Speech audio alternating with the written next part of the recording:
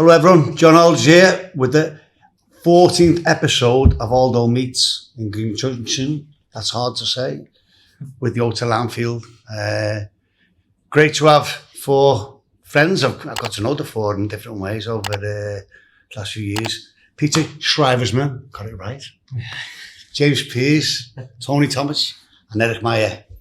And we've been lucky enough to have 14 great contributes to the show over the years, and it's great to have another foreigner amongst us, and someone that the cut indeed many times, because you go through a brick wall for the club, for the manager, and the cop loved him. So great to see you again, mate, and see you for a few years. Thank you. How's things going? All right? Everything all right? Yeah, feeling okay. Feeling comfortable next to you. You look sharp and fit. You do some bike riding, and I try to stay fit. I'm a little bit restless, so when I'm free and I send my wife to her job, then I have the complete house for myself, and I think, what am I going to do? Shall I jump on the bike or jump in my running shoes? No, I like to be active. I like the sports. Now and then I do a triathlon. John does that too. I love it. I do triathlon. It's the bull, the bear and staff, and the concord. I asked him if he plays football. He doesn't play football. No. Well, I don't miss it anymore. I think it was okay. I think you know when it's come to an end, and it's nice to play a couple of like charity games and whatever, isn't it? But you find, like, I found golf, and now I've gone with paddle tennis. Absolutely. And you play paddle tennis? Yeah, I love it also because you can play it with 3 mates, and you have a big laugh about mistakes of yourself and the others. Absolutely. Get the piss of somebody. And it's a really great good. sport, It's it? Brilliant sport. 1 hour of sweating. Yeah. So even in Portugal, I do in Portugal well. It's brilliant because you put a sweat box on. I'll go like hour and a half. You sweat your knackers off. I tell you. And the first pint of Sagres is nothing better. It's mother's milk, honestly. It's absolutely gorgeous. Obviously, Hotel Anfield only supports Mahu, right? Mother's milk, mate. Just cross out. Sorry, Budweiser. Sorry. That is a great drink, Mahu. We have to say. Thank you. With San Miguel. Pulled it back out. Great. James. You're doing working as a pundit for Sky Germany. You enjoy that? Yes. I started to do analysis a little bit more like Cara does at Sky Sports, and I do it at Sky Sports Germany. So my first question was, there are 80 million Germans in Germany. Why do you need a Dutchman? That's a very good question. They needed a different voice, somebody who also can be critical when Bayern Munich is bad, that he can say they are shite. They're really shite. And, oder Scheiße in German. And I did that for 9 years, the Champions League, every evening. And now the last 3 years, I do the Bundesliga every Saturday. We have a show from 2 till 7. I'm there with Didi Hamann. Oh, did he? We discuss about football, have discussion. I do the analysis before the match and after the match. And we have some hard discussions, and it's nice. Didi's a good lad. He's a very good lad. We must get him on the show as well. We will. He is a funny. He's now, a much funnier German than him. Now that Jürgen is gone, we can afford to have him. Yeah, and you work with Tony as well at Sky Sports Germany, right? Yeah. It's unfortunately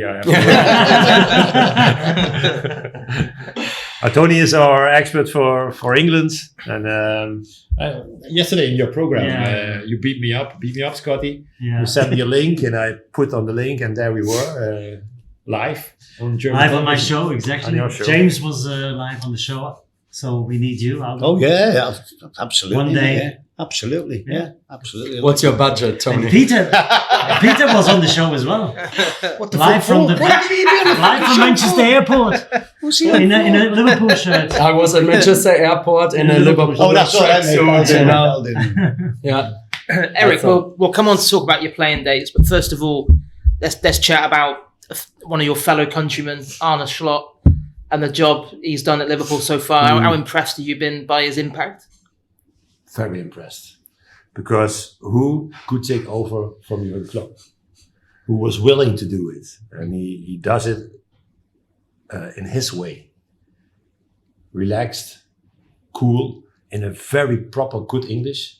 Every press conference he speaks clear English. You just said to me, he doesn't say anything. Now and then he's a little bit conservative, but I like him a lot.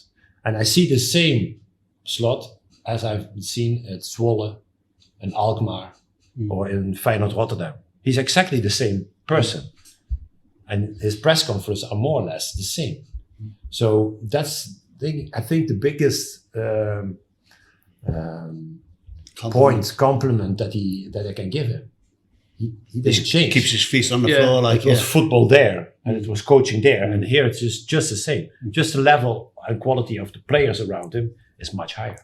Has he surprised you? Because obviously you'd had success at Feyenoord, but it is a big step up coming to a global club the size of Liverpool, and he hadn't coached outside of Holland before. And you look at Ten Hag, and there's other examples of Dutch coaches coming to the Premier League and failing. So what did you believe he was ready to take that next step? Was there anything particular about what he'd done at Feyenoord that made you think, that's a clever choice? I think the cleverest choice was that Feyenoord almost played the same football as Liverpool is playing. Right. A little bit more defensively, but I think the football Jurgen played was not perfect. There was always a weak point. So it was 99%, and maybe Slot can put that 1% added in his style to make it successful again. Are you saying defensively, obviously? Yeah, defensively. We leave yourself open because I think he gives his offensive players a lot of free space. Yeah. The last third of the pitch, you can do what's your quality, because those players in front are better in finishing a ball than Arne Slot himself is or was as a player. But defensively, I think he made a small change. Well, I was speaking that a small conversation a few weeks ago with Trent, and he's into what the manager's done, and he lives and breathes football. Obviously, his family's still abroad, aren't they? It's not easy. No, he's but he analyses football. He watches everything, and obviously he's told Trent one or two things that he's not been told before, which is intense, but that's what you need. Sometimes when people, we always sort of talk about Trent because he's so good, and people pick bones at him about like defending and all this bollocks and whatever. Gary Neville in particular, but he hasn't. Anyway, but what he just opened him up. He just said, "Look, you get yourself in this position, and I've been watching you. If you just tinker and go there, you find it harder to get little things like that go a long way with football." And on Saturday when we played, the Saturday just gone, we played Brighton. They put a young lad on with about 10 minutes ago, a left winger, young 18-year-old, I forget his name, but I've watched him before. He's lightning, really quick. Straight away, he went, I love this. I love Jurgen, but Jurgen wouldn't have done this. He went, Mo off, Bradley on. Just tied that in. Tied that up, because he might just got past the defender and put a cross in this 2-2. That's perfect management for me. So them things I get and I really like. So it's good. We all love Jurgen, but that phase is gone now. This chapter's opened up now with the new man, and it's great to hear the things. I think you come in, let's say at the 1st of July, and you see the team, you see the quality, and then you, as a manager, think, what can I add to this team? And it's also good that players hear another voice. Hear somebody say maybe 90% the same stuff. But these things that you just told to Trent, that makes a difference. Yeah, massively. Because you hear it, and the coach says this, and you try it in the game, and you think, he's right. Yeah. If I do this, it's absolutely, I got a chance, or I'm better defensively. It's not rocket science. He changed slightly a bit. They met earlier, or they meet earlier. They coffee together. They've got more analyzes in between them. Before the game. Face-to-face analyzes, and he shows the video clips and tells the player, look, that's what you have to do. That's what you don't have to do. And doing like more talk. I don't know how much Jurgen talked to the team. They have a lot more meetings now. They have a lot of one-to-one meetings. Yeah, exactly. But as a group or individual? Both. Yeah. Both. A lot more. Yeah. A lot more. And annoyingly for James, the press conferences are now at 9 a.m. in the morning, aren't they? I know, he loves an early press conference. Yeah. Getting out of the way on a Friday. And James loves going to the outside 9 a.m. Good job we didn't have a press conference. You had to go this morning in Eric's at 4 o'clock in the morning. Yeah. Well, two again, really. But it was too good an opportunity to take Eric to Eric's, Oh, that's right? fair I mean, how could you not? Plus, it might have been the only bar that was still on. I can't remember that anymore. But people tell me it was 2 o'clock. Oh, brilliant. Jürgen was an iconic figure here. After 9 years, He still is. He changed the complete, not only the club, he changed the culture in the city, breathing for the club, thinking about the club. Did you fear maybe there would be a big drop off after, all the people said after he announced, I'm going to leave in the summer? So that was like, wow, what a shock. What's going to be after that? But the question I have for you, what is the right moment? There's never a right moment. As a manager to step back. There's always a There gamble. always is you always turn a page. And now this was the moment to turn the page and somebody else comes. And now we find out and results helping Slot a lot. Because they were not big games where he scored a lot of goals and it was power football till the max. But the results are good. Yeah. And at the end, that counts now. And now, man, it is not easy to step in those footprints of Jürgen. But in the end, But he did it on his way, and that's what absolutely, I like. and I mean, he's got the best start of any Liverpool manager Ever, Ever. We That's have including managers Kenny with in our iconic days. figures, Yeah. Unbelievable. And in hindsight, the only match we did lose, Nottingham, might have felt really bad at the time. But looking at where Nottingham is now in the table, one can argue that's fair enough, Good because coach, good team. they are overperforming, I guess, massively. And to lose to them in the current form is actually, maybe we've underestimated them. I think you're right there. The one thing, I'll ask the two of you lads, which like interests me and excites me to a certain degree, the fact that he's come and he's took over another man's tools. Every player is a Jürgen player. Not one is his player. For whatever reason, we never got the lad at Santa Real Sociedad or whatever. And he's using the tools and he's done what we just talked about with Jürgen's tools. Now, when it comes to buying players, you've seen more than we have. What sorts of players do you? I think Mo will go personally. I think Mo will go. Unfortunately, I think Trent might go. I think Van Dijk might stay. But who do you think? What players he's had under him and what players in that sort of area that he would be looking at to replace You them? mean Slot or No, yes, Slot. Slot? Or anyone springs to mind because he's got to stamp his mark on the team in years to come. By buying a player there, like Germany, Holland, or whatever. What type of players do you think? Or even from his ex-team, from the team he played? The thing is, maybe Eric knows better because he watches the Dutch league more often. But when I think about the Bundesliga, I would personally say I always liked Michael Olise, how he played at Crystal Palace, but he went obviously to the Bundesliga, so he won't return back to the Premier League so soon. So my personal point of view is taking a player who played in the league or who plays in the league, in the Premier League, because he knows the league, he knows the intensity of the league. And there are 2 or 3 good players whom I like. Yeah. But there is one player from the Bundesliga who I can imagine at Liverpool. And we talked about that. It's Omar Marmoush. He plays for Eintracht Frankfurt. He's Egyptian, so he might be the next Egyptian king. He's having a great season. Is he right-footed? I personally think he's right-footed. Yeah. He's So it's a different position than Mo. But to replace Mo, I'd rather go maybe for Semenyo from Bournemouth or maybe Mbeumo from Brentford. Interesting. But it's a big step. For massive, them, playing for Bournemouth, then playing for... And does anyone spring to mind who he's had at his last team, like a holding midfield player, which I'm pretty sure that must be on the list because we've missed out.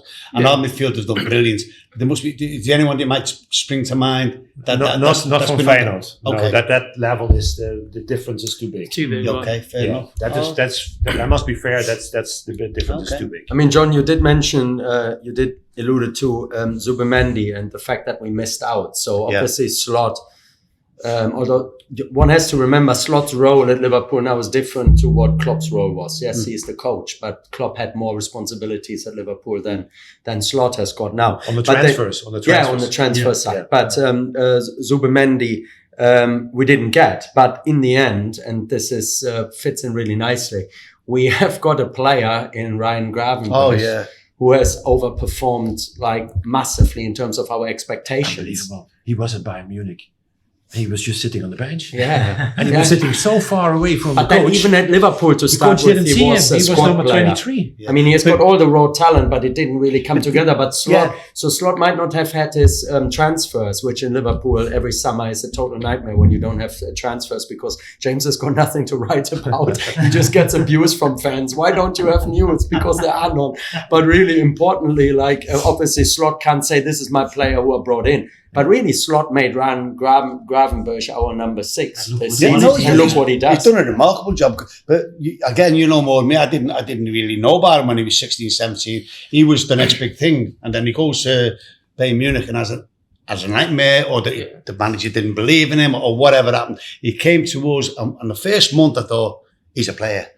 Then he went missing. And I think Jurgen probably, he thought, well, he's not my type of player at the moment. So he lost a little bit of confidence, and he's brought him out of that. He's told him how good he was, how good he can be. He's given him some proper confidence, given him his opportunity. And he's been probably our best player. How do the Dutch feel about him? I think he just needed a hand on his shoulder. Yeah. And let him play for 6 matches. Yeah. And he didn't got that chance in Munich also. No. In Ajax, A bit of belief. in Ajax, he was the new, let's say, Gullit or Rijkaard. The way. Big guy, big steps, who comes over from the defensive box to the offensive Fast box. transition, Whoop, in 3-4 steps. Yeah. And that makes football quicker. And he can do it here. Absolutely. Well, yes. So nice. How do the Dutch feel about him then? Is it really? He grew as a person and as a player. He's now a national team player. But we know who was on the sheet. We know that One of the first confidence in football, take it from me, is Exactly. massive. I've said it. Huge thing, as a striker. You're scoring goals, you'll keep on scoring. When you're missing them, it plays on your mind. It's not different. But what you're saying, that's what I get. I think he's put his arm around his shoulder, told him how good he is. And he's a fellow countryman, which may help. Yeah. But he did the same with Mo Salah. He was at the end of the season not happy with Klopp, that he passed him on the bench and some misunderstandings. And he brought him up 3-4%, and we see what he does That's now. the quality of the manager, as you said. He's a people manager. He made Trent a bit better. He just twisting like maybe turning the body from 8 degrees, something like that. Made Gravenberch better. If you look at the left back side, Tsimikas is doing a very good job. Was almost forgotten under Jürgen because Robertson was his first choice, definitely. He said Mo Salah. So the next one who's gonna has to get better is Darwin Nunez, and I'm pretty sure that Arne is working on that, getting the best out of him. Yeah, that's good point. That's good point. That would be nice. Yeah, Let's hope that can be done. Because I know as a striker, he has got the tools. You look at that run what he did at the weekend, and it's a super save, and then you see two sides of Darwin, don't you? And then you're scratching your head. He does so many good things, and then he does things you're thinking, wow. But he does need nurturing. I'm a big believer in coaching strikers in finishing. Don't just put like a tennis player. Boom, backhand. Absolutely. We've done it all the time. Come on, the more you do it, the more it becomes natural. Even if you're not natural, it helps you. But if you're natural, it gets you more sharper. Bang, bang, bang, bang. And I don't know the present day footballer if they're allowed to do that. Because you can only allow to train for 55.6 seconds, or 55 minutes and 6 seconds or something to wait it's gone. The strikers should be out there, even if it's only 10 minutes, twice a week. I loved it after training. How good was it? Bring me the crosses. Loved it. Loved it. Yeah. Everybody was in already. And you stayed out. Yeah, come on. It's great, don't it? And you build your cut and you have a laugh with the keeper and all that. I don't know what they do that with Darwin, but in my opinion, the more they do that could help him. So much. And Eric, just before our first little break in the podcast, so obviously the German face of Liverpool is now kind of closed. With them, Pep Linders the only Dutch one of the team sort of left to Salzburg. Now we seem to have quite a strong Dutch influence, obviously, on Liverpool. So Van Dijk, Gakpo performing really just as well as Gravenberch, albeit in different positions. Do you personally feel that we can sustain the title challenge to the end? Yeah, no doubt. Good. Otherwise, Because the I'm podcast red. would have been over now. No doubt about that. I think Jurgen made out of Liverpool a very good, aggressive BMW. Yeah. And Slot is just Tuning it a little bit, a little bit here, a little bit there, and try I to didn't make know it- the Dutch were building cars. You know, what cars are they building? You know? Come over, I'll show you. Oh, like it. That's part one of Aldo Meets podcast with Eric, Tony, James, and Peter. See you in a minute.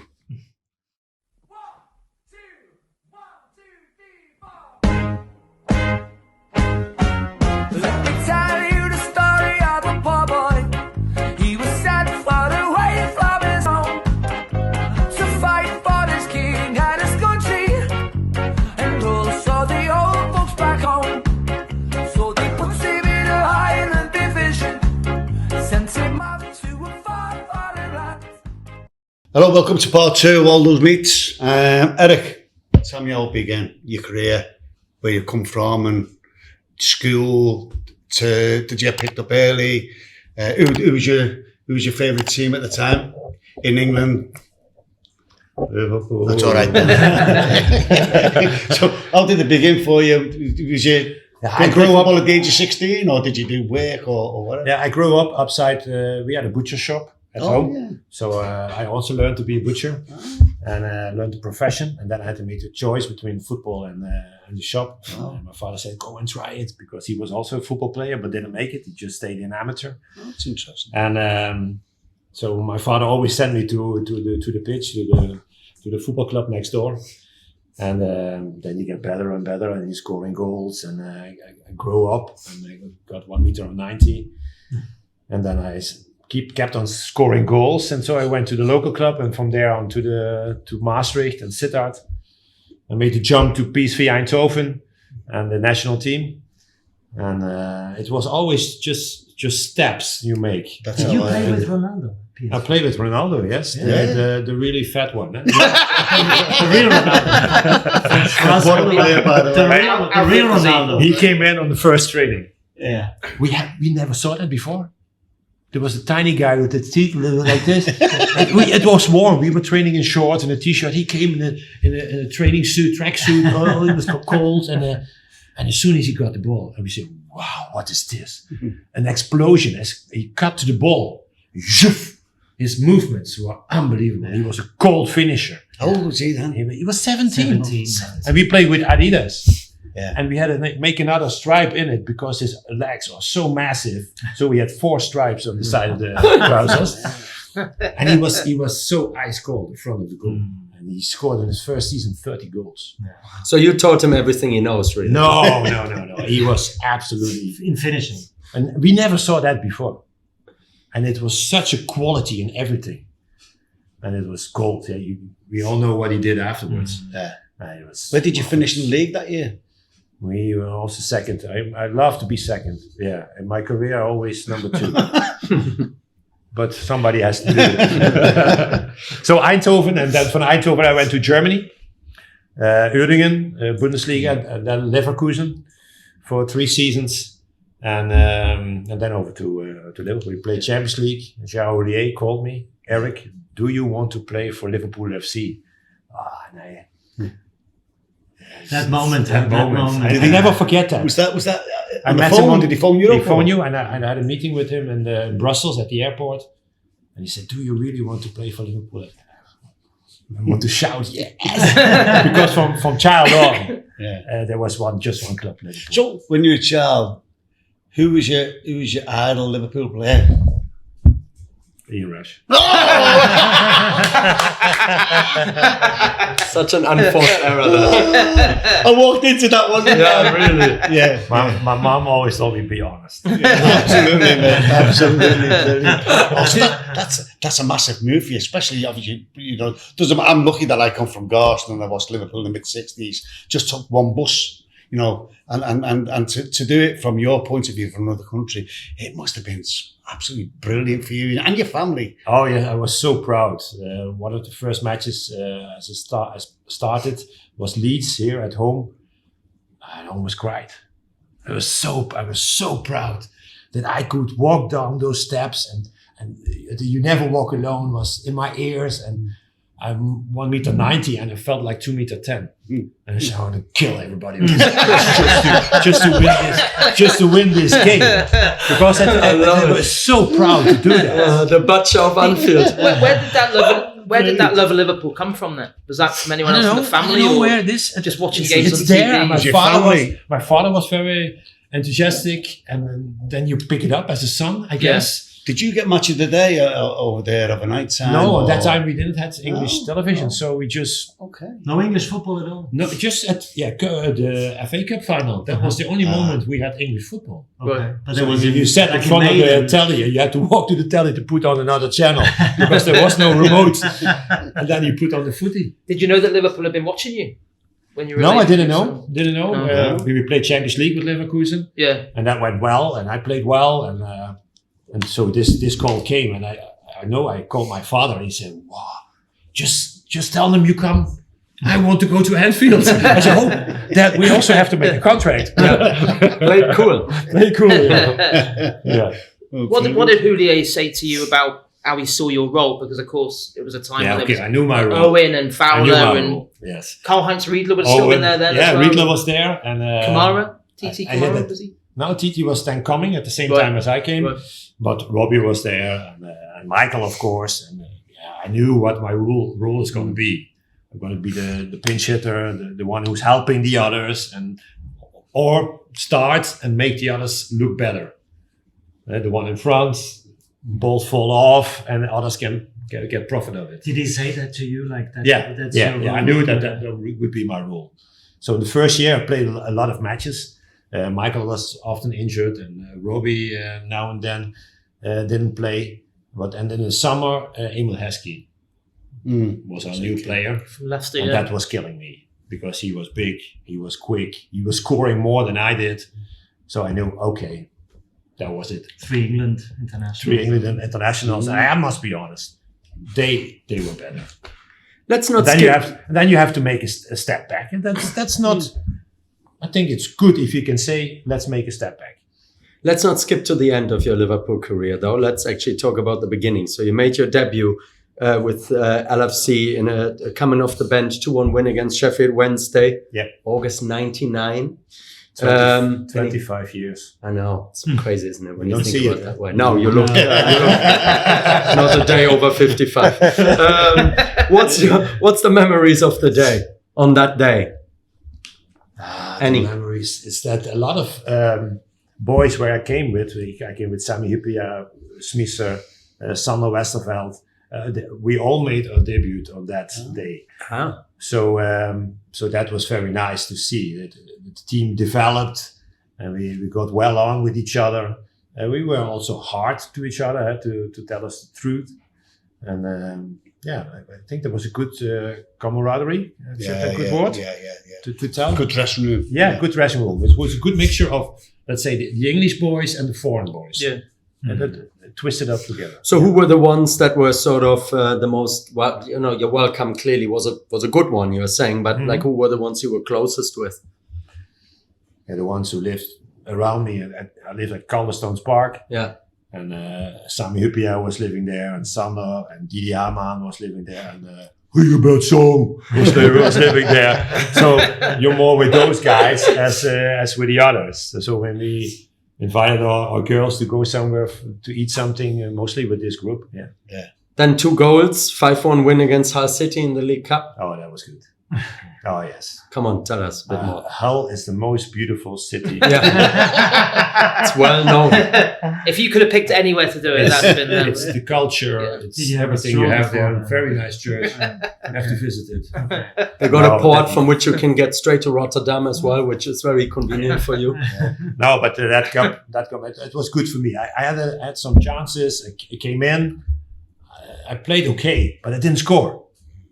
And as a striker, you have to put numbers behind your name. And I didn't do that. And then that match, that was for me, oh yes. This is it. Because I played in reserves, I scored and scored and scored, but I didn't score at the first team. And that's professional Plays on your football. mind. You have to do it at Saturday afternoon. plays on Not your on mind, Thursday or on Tuesday morning.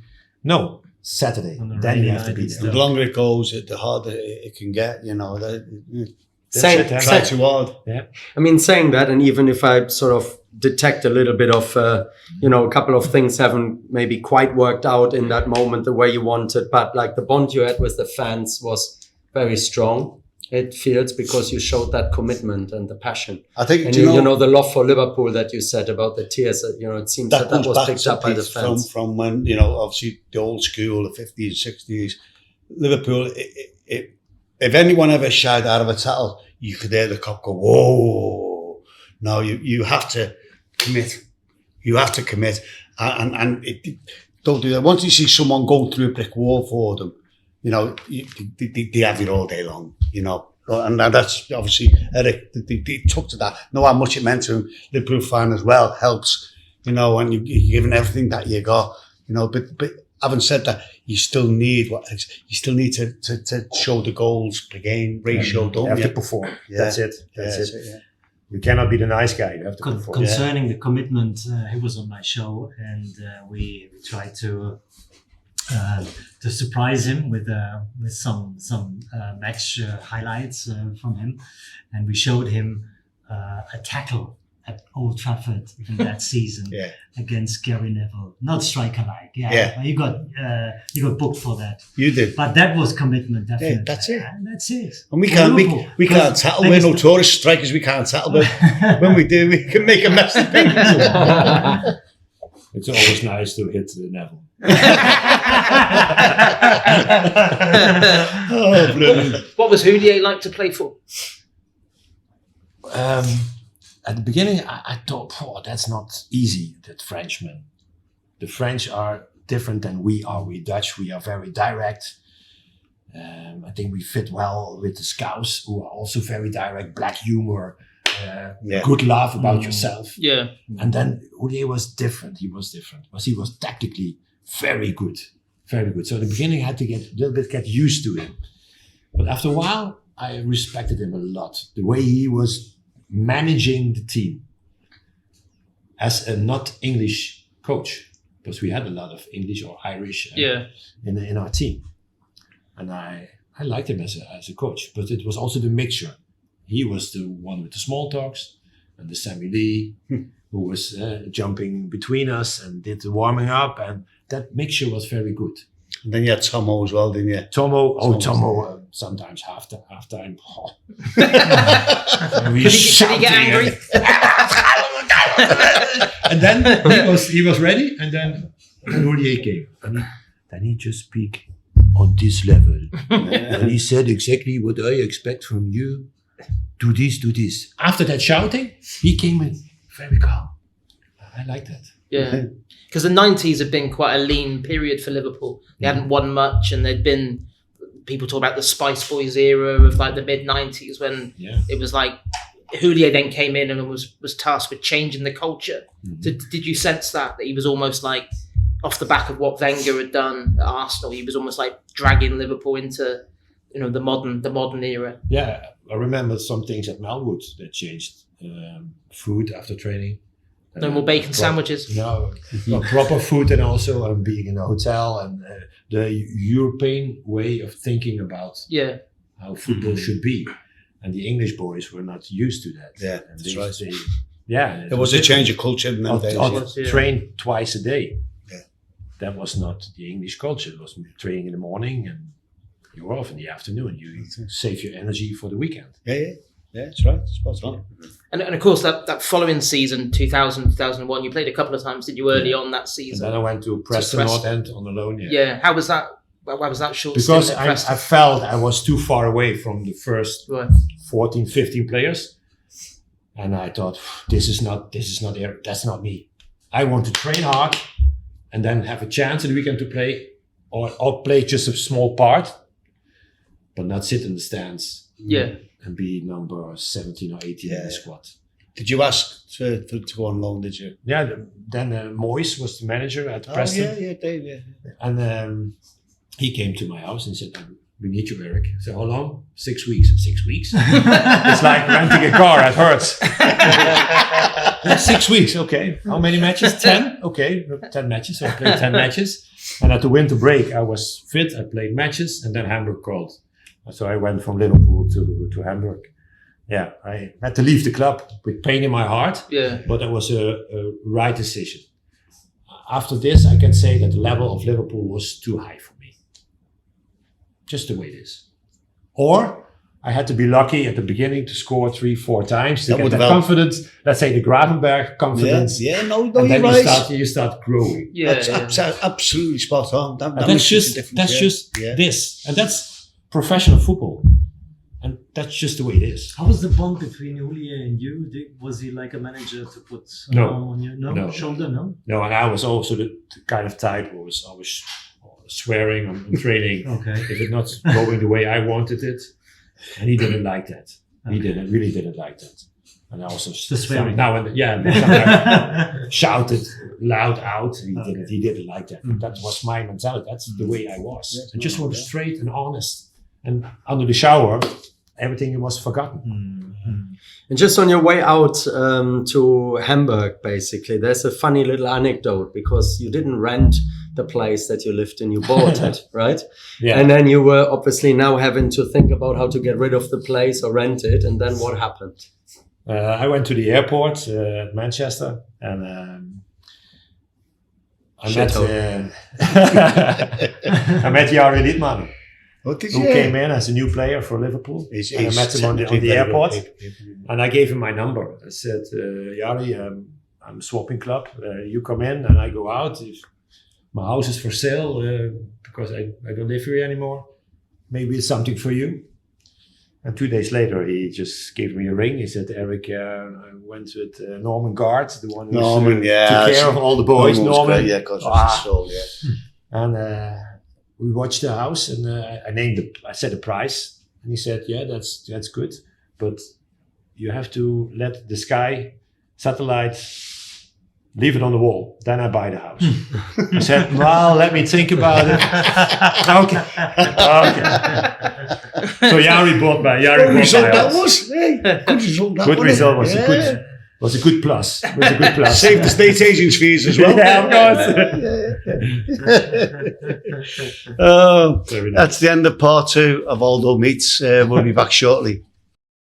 1, 2, 3, 4. Let me tell you the story of a poor boy. He was sent far away from his home to fight for his king and his country, and also the old folks back home. So they put him in a Highland division, sent him out to a far foreign land. Right, Erik. So before we move on into sort of your post-Liverpool and a couple of other questions and the quiz, obviously, back in the day when you were here, the players were still socializing maybe a little bit differently than today. Players were still going out. There were still quite famous haunts, I guess, where the players used to go to. No social media around at the time to get you into trouble next day. So how was the nightlife of Liverpool at the time? And who did you go out with? Mostly the dogs. Yeah, Blue Bar. That was lively. Ooh, that was good. Was it now? Yeah, so when Robbie Fowler thought that's a nice big blonde girl, and he went over to her, and it was Sander Westerveld's wife. And Sander tipped him on the shoulder. Hey, Robbie, That's my wife. Well, you have a good taste. No, that was nice. And then they had the baby blue downstairs. That's right. You could stay a little bit longer. And so also nice. And then the match next day. We came out at 2:30 with 2 wives, Marcus Babbel. His wife was named Sandra, my wife Sandra. So we waited for a cab, opened the door. I pushed my wife in and Marcus pushed his wife in. Close the And door, we see you closed the later. door. And then the driver said, "Hey Erik, get out." I said, "Get out? Why?" "Get out of my cab." Well, I'm an Evertonian. He didn't take us home. We had to step out, had to take another cab, and then he drove us. Unbelievable. And my wife stood like this. What's just happened? I said, "This is Liverpool." There's a consistency in Everton, though, yeah, in terms of levels of bitterness and twistedness. You know, it seems that has been a constant. Next day we laughed about it. Yeah. It's funny. You gotta have a laugh. But on the back of that, we spoke about the the season of treble and what happened. That fantastic season. But you were famous about that day. You got another sort of name for your reputation of going out with Liverpool fans before the game and after the game and with them during the game, which went, whatever social media was about then, it went viral in them days and the fans loved you for that. What happened in the day?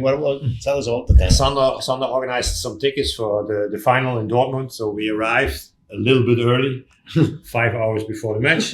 So we parked our car next to the stadium and we went into town. And in town, it was Alaves and Dortmund mixed together on a big square, and everything was okay. There was no accidents, nothing else happened, just a good big party. And my friends, they wear the red shirts, of course, but with Meijer on the back. So one of my mates went to the bar to order something, and "Hey mate, where you get that shirt from Erik Meijer?" And he said, "Well, he's over there." And as soon as he said that, it was a catastrophe. I had to drink beer from everybody, and it was one big party. I had to sing songs. It was unbelievable. I got very drunk. Just made it to the match. Yeah. And it was absolutely top final. It was at 5-4. It's mad final. It was What a final. So, what a final. And then after the match, we said, well, let's get us a beer and celebrate that Liverpool won the European Cup. Quality. So I will never forget that day. I think. Well, it seems to be Dortmund that does that to people. I mean, Kara has had a similar experience recently in the Yellow Wall, right? He got all drunk and stuff. Basically, Basically. Got to take me in there one day. He loved it. I like the Yellow Wall. Yeah, we'll go. I would love to do that. In fact, we'll do a podcast, We do a podcast. in Dortmund and then go the game. Go the Yeah, Yellow Wall. Oh, that's top. Get you like a GoPro. I'd just think Just see what the happens. Dortmund's become my favourite team in Germany. I think because it's something that you never walk alone as well. But over the years, and it's something that you associate them similar to Liverpool. Yeah. In many proper football ways. culture there. Yeah. Yeah, it's a working We class. played there the Absolutely. last game, didn't we? The Legends game. Yeah. Yeah, we played there. It was great. It's a good crowd, wasn't it? About 40,000. 45,000. Yeah. And great ground. Yeah. Oh, Great ground, super ground. A real proper football ground. Absolutely. Oh, You yeah. feel the atmosphere when you're Yeah. downstairs on the pitch. I'll never forget. Fucking Garcia. He went through. I've only come on for 10-15 minutes because I can't run. And Louis goes through there. And the goalie's there and I'm going, "Louis, tap him!" And the soft bastard shot and the goalie saved it. I was fuming with him. You do know Lewis is still going to come on the podcast. I know! He knows! Every Cut that one out. Every time I see Lou, I used to tell him, "Don't tell me no more, Aldo. Don't tell me no more." Yeah. It's a great ground, great stadium, absolutely brilliant. And after Hamburg, you went to Alemannia Aachen, Alemannia Aachen, yeah. and you got the German Cup final, didn't you? And your promotion with them. And was a second Bundesliga team, so the second level. And Aachen and Maastricht, the town where I come from, it's just 20 minutes from apart. And I just crossed the border every day to go to Aachen to train. And I was the oldest in the team, and we had a decent team, and we made it to the cup final. It was unbelievable. It's a great achievement. We beat Bayern Munich, Borussia Mönchengladbach, 80-60 Munich. Glorious time. So it was a glorious time. And we were not that good separately. but as a team, Yeah. bonded. We were really strong. So we made it to the cup final, lost it against Werder Bremen 3-2 in the final. 80,000 people in Berlin. That was for the club. It was something special. And at that time, when you lose the cup final, and Bremen was also a champion, we could play European football. So we were a team from the second division who plays European football. Wow. And we made it till the third round. That's brilliant. That's unbelievable. And we That's made so insane. much money for the club. So in the third year I played in Aachen, we had such a good club, we went up to the Bundesliga. And you were nearly 37, I think, when you retired. Yes. Did you find it difficult adjusting to not playing after so long, or were you just ready to? My body was done. Achilles, knee, everything hurts, and especially I got slower and slower, and the younger kids get better and better. So you see the difference, and you feel for yourself, this gap is getting too big. Right. If I'm joining the team now for 1 year Bundesliga, everybody will laugh about me, and that's not what I'm going to do. Stop it. It's okay, Erik. 18 years as a professional footballer. I started with 1.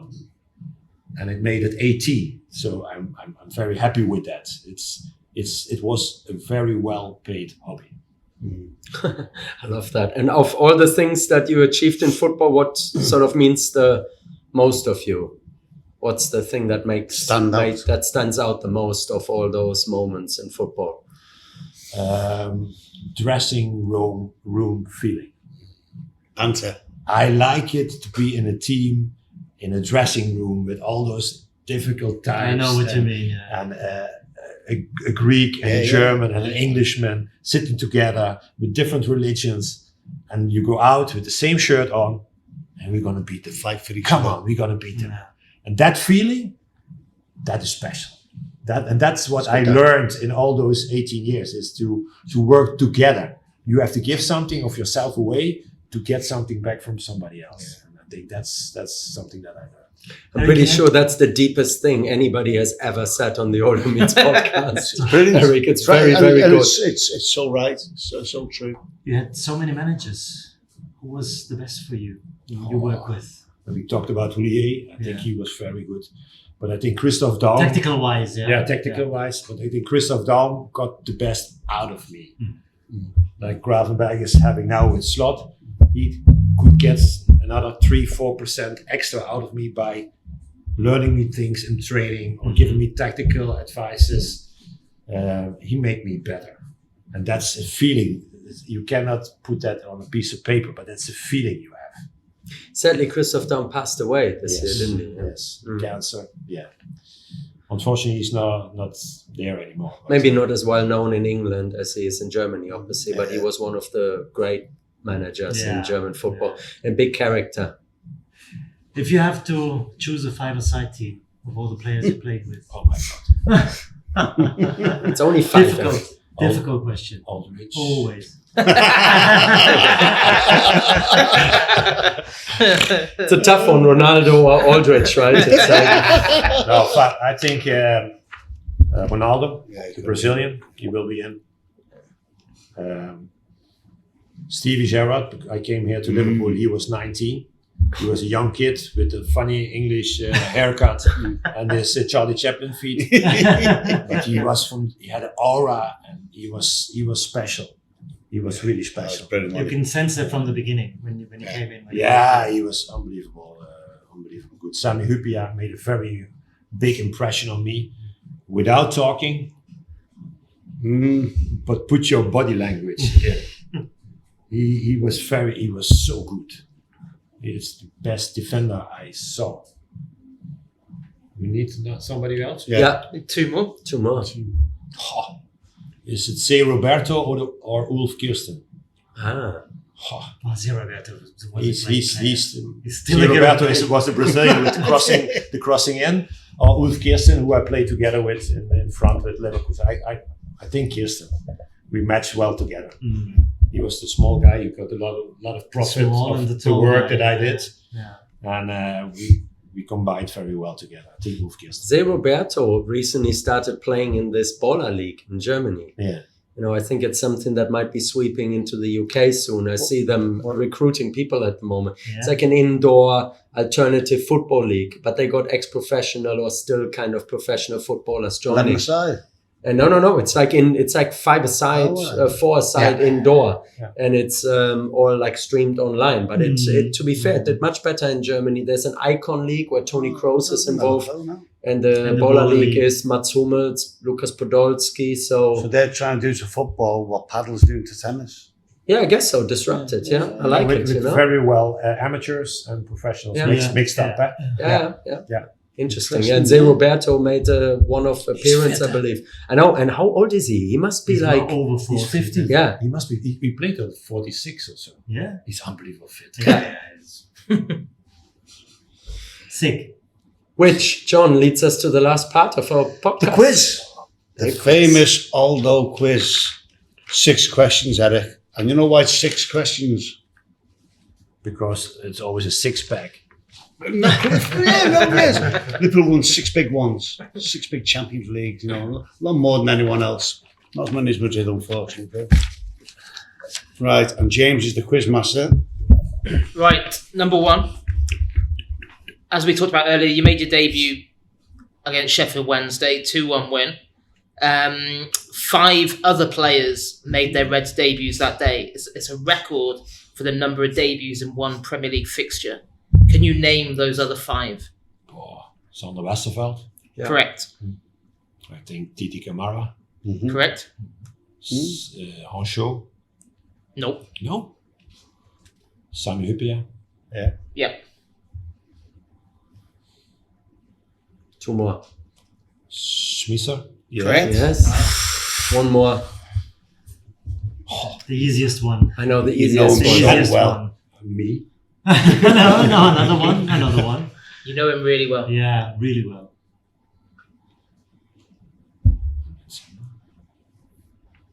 You mentioned him in the Every podcast. Saturday. Oh, did he? Is that a full point? That was a tap. We'll give you that one. We'll give you that one, mate. Yeah. One right. That was the first professional footballer I saw without muscles. When you seen him under the shower, he's not gonna get wet. There was no muscle. That will come back out when he's on the podcast. That's But a he's good one. good. He was good. He was good. Brilliant. Number 2, as we talked about, you scored twice in that game against Hull City, 5-1 win. Which other Liverpool player scored twice that night? I think Steve Staunton scored, but that was not the other one.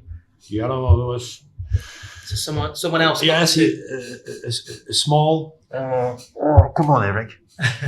Find the name. Dave.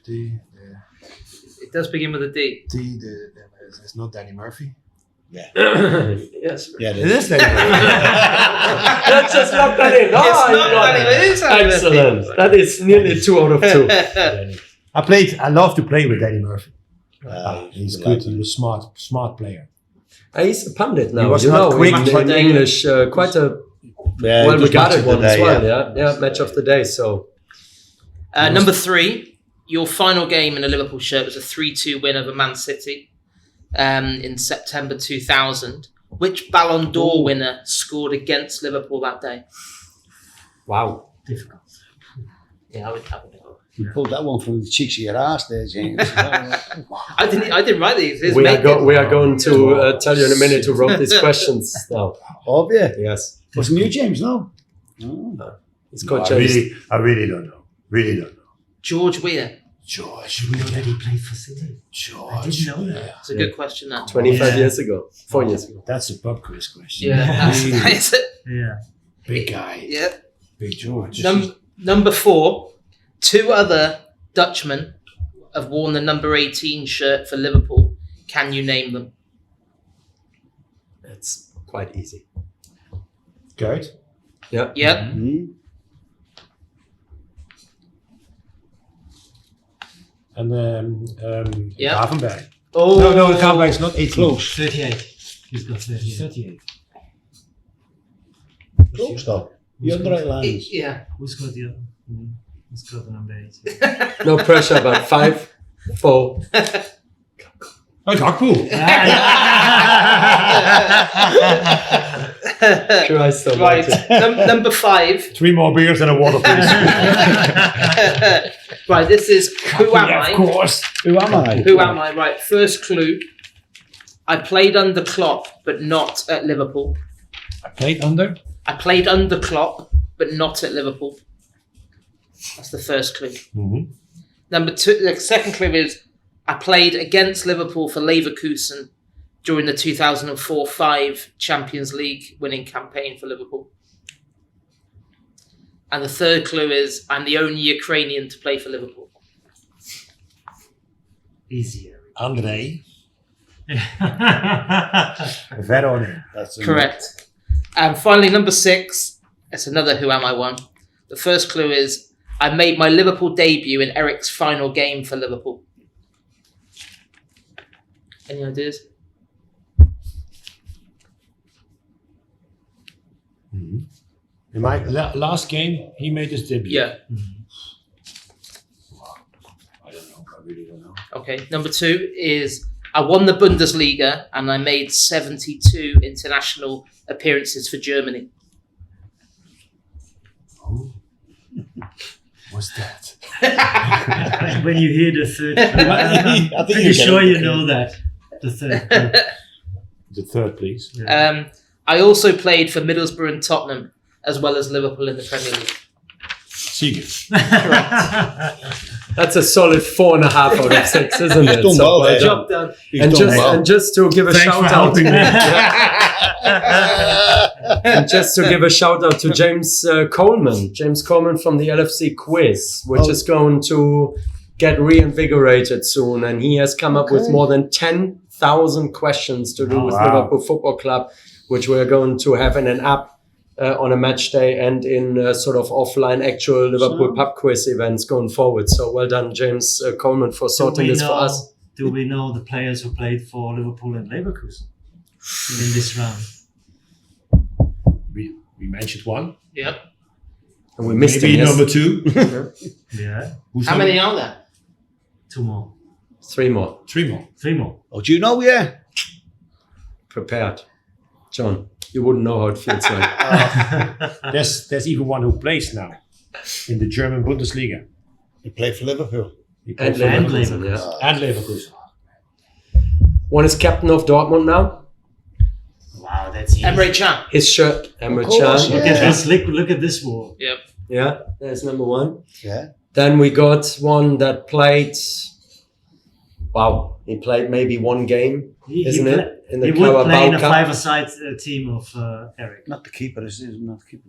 No.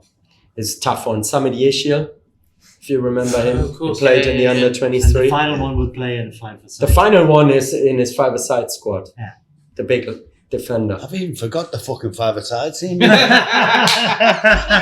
say it's a big, Sammy. a big Liverpool defender. Stevie. Big Sammy. Sammy. Sami. Big Sammy Sammy. Hupia. Oh, Sammy. Yeah. Yeah. Yeah. He went there. Sammy was manager of Liverpool. Yeah. He was there for a Yeah, while, yeah, wasn't he? Yeah. Yeah. Sammy. What was that? I really enjoyed that. That's the end of this month's podcast. Thanks very much, Erik. So, You're welcome, mate. For coming. Thank you. James, well done, mate. Really enjoyed that one. Eric, Peter, thanks for coming. Peter, you were shy, but you Thank you. tried your best, mate. Thank you, James. Story